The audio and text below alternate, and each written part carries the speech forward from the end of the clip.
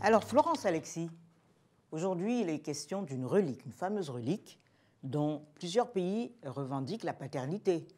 Absolument, Marie-Roger. Nous allons raconter l'histoire de l'aventure ambiguë d'un objet historique qui est le sabre attribué à El Hadji Omar et qui est effectivement revendiqué par 3 pays africains qui sont le Mali, le Sénégal et la Guinée. Alors, qu'en est-il en réalité? En réalité, c'est un sabre qui a été fabriqué en Alsace en 1821 et c'est cette histoire que nous allons raconter aujourd'hui. C'est un sabre qui a été fabriqué en Alsace en 1821. Donc en France. En France, absolument.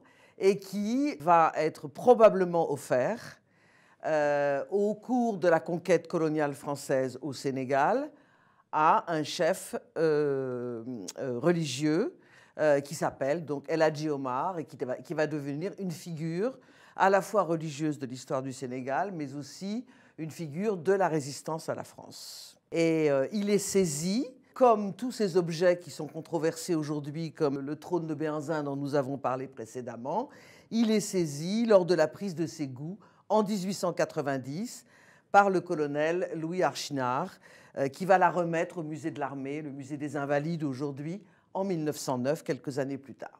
Donc il fait partie d'une série d'objets saisis au moment de cette conquête coloniale, qu'on appelle le trésor de Ségou. Et il est conservé depuis au musée des Invalides, mais il est actuellement exposé au musée des civilisations noires à Dakar, au Sénégal, qui a été inauguré il y a quelques semaines à Dakar. Donc cet objet, il est un symbole des enjeux politiques, mais en même temps, il fait partie du patrimoine familial, puisqu'il appartient à ce très grand chef El Hadji Omar et au clan des Tall, qui est un fondateur donc, de l'empire Peul, qui s'est étalé pendant une 50aine d'années et qui a conquis plusieurs régions qui sont aujourd'hui à cheval sur ces 3 pays, d'où la revendication de cet objet par plusieurs pays. Il est actuellement exposé au Sénégal parce que dès 1998, lors du bicentenaire d'El Hadji Omar, le Sénégal fait la demande auprès du musée des Invalides et l'objet va être prêté donc pour la première fois en 1998 à l'occasion du bicentenaire d'El Hadji Omar. Et il va être exposé ensuite au cours de l'année 2008, au moment du sommet islamique, qui était organisé par le président Abdoulaye Wade, donc quelques années plus tard. Et au moment où il est exposé, la famille Tall le redécouvre pour la seconde fois. Il faut dire que quand il est arrivé sur le sol sénégalais, c'est là où on voit que c'est aussi une relique, il va provoquer toute une série de réactions, je dirais, de baisers pieux et même de transe. Quand la caisse va arriver par avion, il y a des gens qui vont tomber en transe devant l'objet.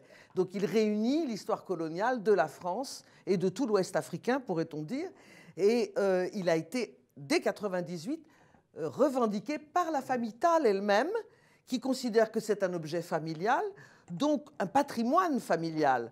Donc on est là entre des enjeux politiques, un patrimoine familial, une pièce historique et une relique sainte. Donc on est entre 4 statuts différents. Et selon, évidemment, les débats qui ont lieu au Sénégal régulièrement, ce sont les uns ou les autres qui vont le revendiquer. Mais en tout cas, pour l'instant, il va devoir être rendu à l'envoyeur, c'est-à-dire au musée des Invalides. Merci Florence.